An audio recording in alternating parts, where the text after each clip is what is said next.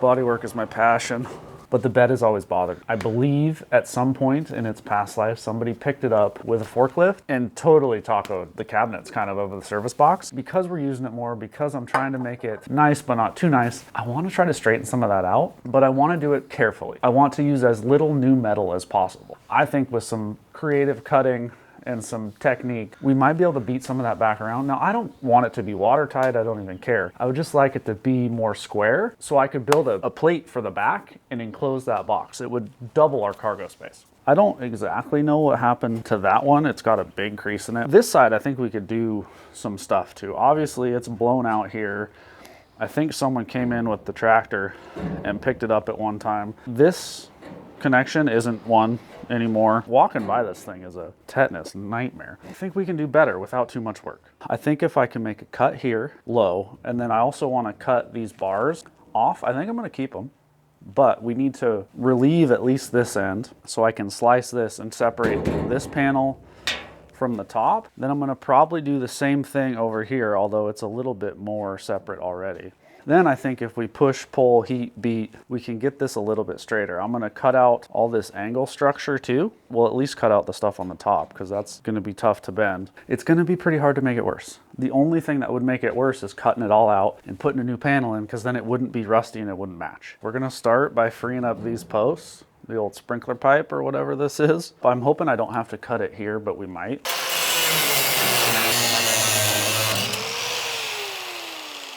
Oh yeah. I had a bit of spring to it. All right, I think that's enough because these both had some obvious spring. Now I'm gonna try to sneak in this crease here. Right at the fuel tank. Let me throw a blanket over that.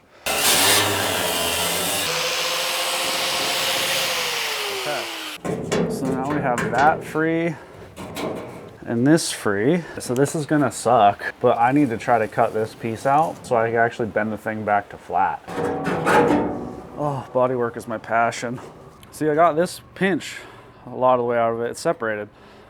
But I think if I can cut all this, that's gonna take a lot of structure out of this, which we want, because then I wanna find out how I can like ratchet strap it down here and suck this baby flat and tack weld it while it's where I want. So I got most of this piece out.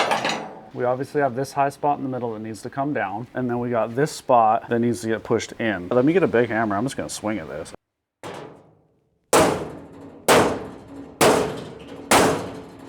Look at that. That's not the worst. And it's been a while since I've absolutely drove the neighbors crazy on a Saturday morning, so we're overdue for some hammer swings. Perfect is not the goal, obviously. I just want to get this in the neighborhood so I can suck this down kind of to it. I think I'm going to try the same hammer method right here and see if I can't get this to flatten a bit. I don't care if it's straight. I really don't. I want it to be straighter and to not have a big blown out gap in the side of it and resemble square from 600 feet. Oh, that was almost too much. Look at that. I mean, that's not the worst thing I've ever seen. All right, so I don't have the right tools, but I do have the wrong ones. So here's my clamp setup, baby vice grip, ratchet strap down there. Now, I know it looks goofy. For us, like this piece is bent, but who cares, really? I mean, that's as close as we need to be. Now I think I gotta go along and beat all this down and kind of tack it as we go. I'm gonna tack this couple spots, hammer, tack, and try to kind of push all this shape out to the end.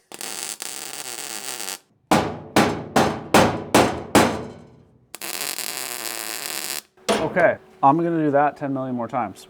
Work our way this way. I know I said I want to preserve as much of this as possible, and that's still true, but this rail could not be more in the way. I'm gonna snip it down here. I will put it back, but I gotta get it out of the way so I can hammer straight down. This, oh, there's a bunch. Oh, progress was made. Check it out. This, I mean, you're up close right now. It doesn't actually look too bad. It's way better than it was. It's still square back here. I haven't undone my clamp yet, but I think I can. I'm considering this side pretty much done. I might have to do a little bit more work here. It's not gonna be watertight. I don't care.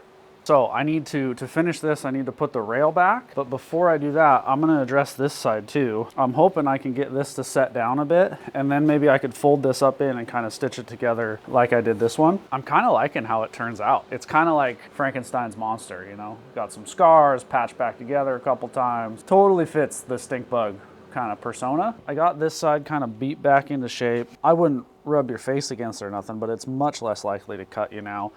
I got to put that back up. And then the box parts on this side will be done. And we got to start figuring out how we're going to take this kink out of it, which is going to be, we'll figure it out when we get there, but I think this brace is coming out. And then I'm hoping we can kind of crescent wrench fold this over and beat the whole thing back in. That's the worst part of this side. Everything else is like pretty attached and good. Check out this hillbilly setup I got going on. This is part of a 5/8 bolt. With my kerf, I was a little short, but check this out. Sleeve it. This is about where she wants to live. Fill this with weld, you'll never know. It's time to deal with this side. I can kind of see where this piece was welded, so I'm gonna try to take it there, kind of at the seam. I don't know if you can tell from where you're at.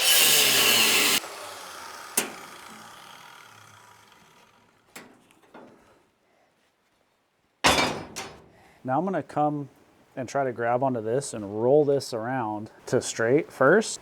And then I think I can beat this out that way. One of my favorite tools for this type of work, and I joke about body work, but honestly, a crescent wrench where you can get the pinch and just kind of pull it around. It provides the leverage that you need, a big one. And it gets you a long ways before you have to start hammering normally.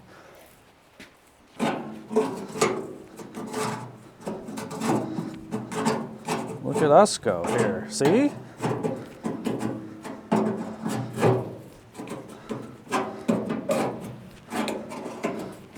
Honestly, this is looking pretty good.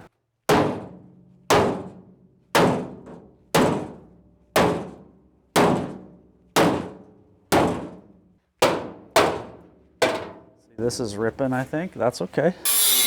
Got this piece, a 1/2-inch square bar. I have a whole bunch of this stuff because I thought I was going to use it for braces for like when we did the floor, and I didn't use any of it.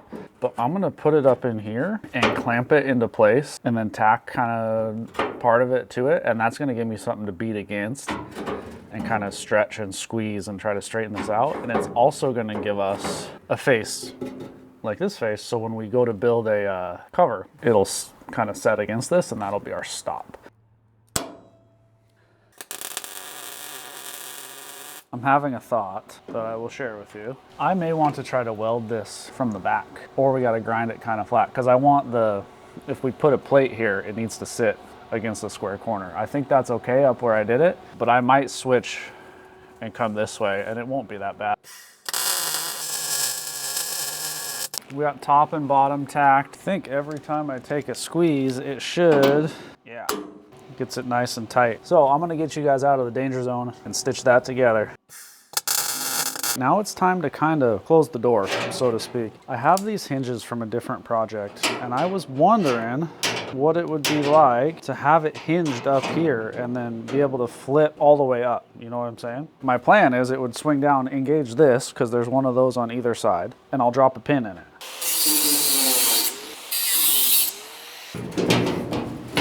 So here's the basic idea. It fits okay. It looks out of place. I'm gonna have to rust her up. But it looks like I'm gonna have to tune up pretty much all of the edges to get it sit down in there the way I want.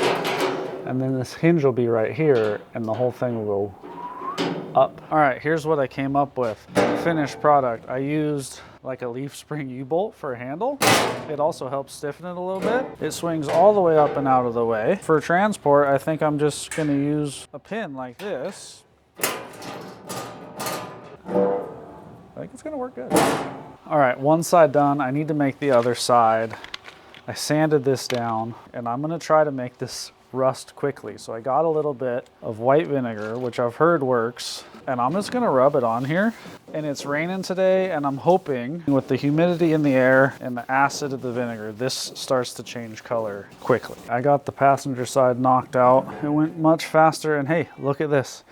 Maybe half an hour. Our vinegar bath is starting to do things. So I went ahead and wiped this one down too. You could see some slight surface rust already starting. It's actually about a week later, but we got the back covers done. Look how good and rusty they look. So what I did was I took a cup and a half of white vinegar, put it in a spray bottle, filled the rest up with water, added a little bit of salt. That is the Patina matching solution. You spritz that, I think I did it twice, and it rusted up perfectly. All right, well, we got our new cargo boxes built, straightened. It's time to test them. I just happen to need a couple things from town. It's a beautiful day. It's 7:54 in the morning. So we're gonna give them the real world test. This will also be another real world test of our trusty Chevy 235 since we had all those issues a couple weeks ago. We'll be going a little bit farther from home this time. All right, oil pressure's good, vitals are good. I just fired it. It's not really hot yet, so we're gonna take it easy, swing into the old gas station, top it off, head to town. We'll take the back roads to town. I'm running a GPS speedometer app alongside my gear ratio math, and it seems like we're pretty close. Within 1 or 2 miles an hour. I think that's well within the error of the GPS and my math.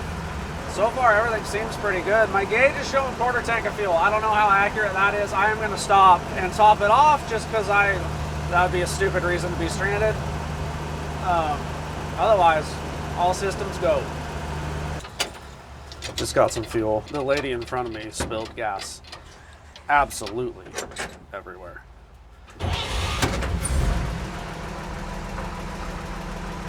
Hopefully we don't got any sparks. We got to drive right through it. From here, we're off the highway. We're going to head up and take the back roads. I get a little bit nervous about the clutch in this thing.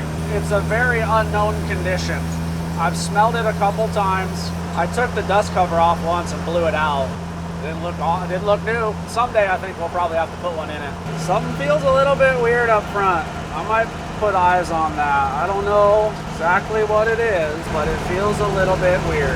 Got a roundabout coming up where I have to go left. I seem to feel it during left turns, so I guess if we go veering off into the forest, we'll know that something came apart.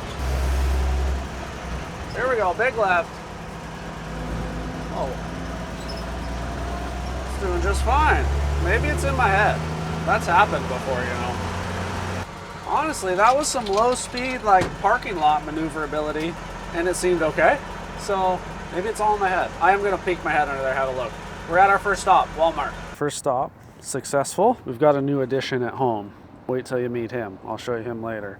So, little puppy bed, little puppy carrier, because he's coming to work with Ricky. Also got Stinky, a little bit of an energy drink, so we'll pour that in. We'll come in this way. All right, stop one. We still got to hit Safeway, but don't forget I have that whole other side. I think we're gonna be okay. All right, we got all our stuff. It all fit. I forgot a cooler and I forgot to film the load, but it did all fit. I'm gonna pull my speedometer app here. 10 million degrees in here. It's been really hot lately. When you're moving, this thing ain't so bad, but static, it is an oven. Got to get that cowl vent working quick. So far, it's doing good though. Little bumpy. I did look over the steering. Nothing's out of place. Nothing's loose. It just might be developing some new rattles, and I do think I'm gonna nut and bolt the front of this thing again because I drug it up on the trailer.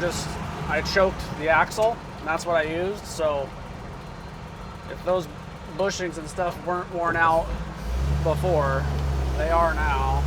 160 degrees, 36 miles an hour. We're headed home.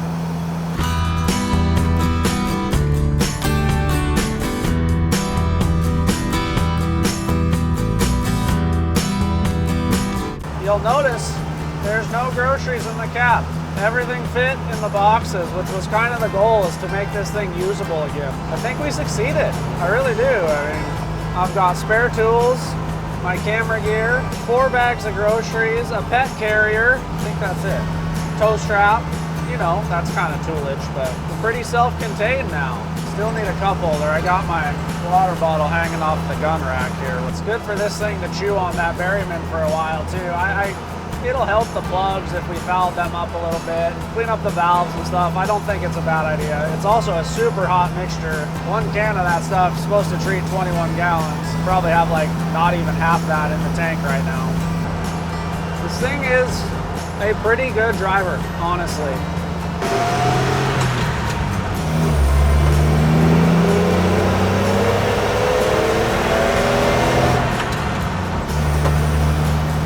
Well, I think that's going to do it for this episode of Tiger's Garage. We fixed the bed, we got groceries, and we got home. Make sure to subscribe and come back next week so you can meet Rusty, our new shop dog.